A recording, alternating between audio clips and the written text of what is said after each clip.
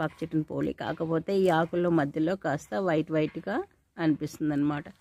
దీని ఫ్లవర్స్ చిన్నగా smallest flowers brown కలర్లో, చక్కటి బ్రౌన్ కలర్లో ఉంటాయి. అసలు చూడండి ఎంత చిన్నగా ఉంటాయి. దాని కాయలు కూడా కరివేపాకు కాయల్లాగానే ఉంటాయండి. సో దీన్ని మనము మల్టీవిటమిన్ ప్లాంట్ అంటాం, చక్రముని ప్లాంట్ లేదా మల్టీవిటమిన్ ప్లాంట్ అంటామండి. సో గుర్తుపట్టండి. సో ఇమ్మీడియట్లీ తెచ్చుకొని పెంచుకునే మొక్క అండి ఇది. ఎందుకో తెలుసా? స్ట్రెస్ ఎవరికి లేదండి ఈ రోజుల్లో, అందరూ స్ట్రెస్ ఫీల్ అవుతున్నారు. ఓకే, ప్రతిరోజు ప్రతి ఒక్కరికి, చిన్న వాళ్ళ నుంచి పెద్దవాళ్ళ వరకు అందరికీ స్ట్రెస్సే కదా. ఆ స్ట్రెస్ని రిలీఫ్ చేస్తుందండి ఇది. సో వన్ మోర్ థింగ్ ఏంటంటే బ్లడ్ ప్రెషర్ని కంట్రోల్ చేస్తుంది.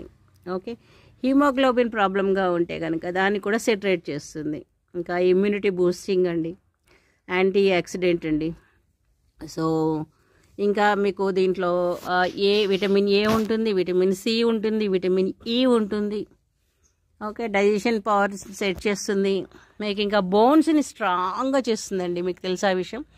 బోన్స్ని స్ట్రాంగ్గా చేస్తుంది. మరి ఎలాగా ఇది మనం పెంచుకోవడమే కాదు, దాన్ని ఎలా ఉపయోగించుకోవాలంటే కరివేపాకులాగా ఉపయోగించుకోవచ్చండి. దీని టేస్ట్ అంటూ పెద్దగా నార్మల్గా తింటే ఏం టేస్టీగా అనిపించదండి, మామూలుగానే ఉంటుంది. మామూలు ఏదో ఆకు తిన్నట్టుగానే మామూలుగానే ఉంటుంది. సో మనం దీన్ని కరివేపాకుని ఎలా ఉపయోగిస్తాము, లైట్గా ఫ్రై చేసుకొని కరివేపాకు పొడిలా కూడా చేసుకోవచ్చు. మల్టీవిటమిన్ ప్లాంట్ని చక్కగా ఒక 25 grams నుంచి 40 grams వరకు తినొచ్చు.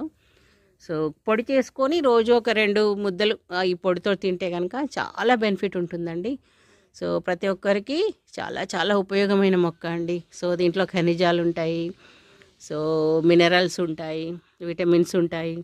సో కాబట్టి దీన్ని మల్టీవిటమిన్ అనే ప్లాంట్గా మనం గుర్తించారు. సో దీన్ని కేర్లెస్ చేయకండి, ప్రతి ఒక్కరూ పెంచుకోండి. దీన్ని జస్ట్ కొమ్మతో పెంచుకోవచ్చు.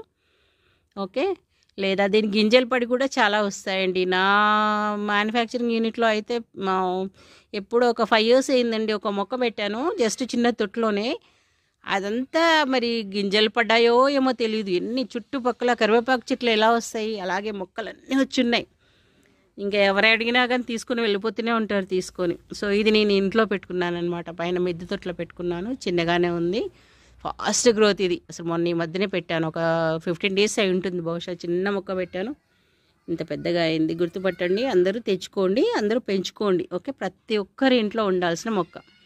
ఓకే, ఇది సంవత్సరాల పాటు పెరేనియల్ అంటాం కదా, అలాంటి మొక్క అనమాట. సో అందరూ పెంచుకోండి, అందరూ దీని ఉపయోగాల్ని అందరూ ఆస్వాదించండి. విటమిన్స్ డెఫిషియన్సీని కంట్రోల్ చేస్తుంది కాబట్టి చాలా విటమిన్స్ దీనివల్ల యాడ్ అవుతాయి కాబట్టి చక్కగా ఉపయోగించుకోవాలి.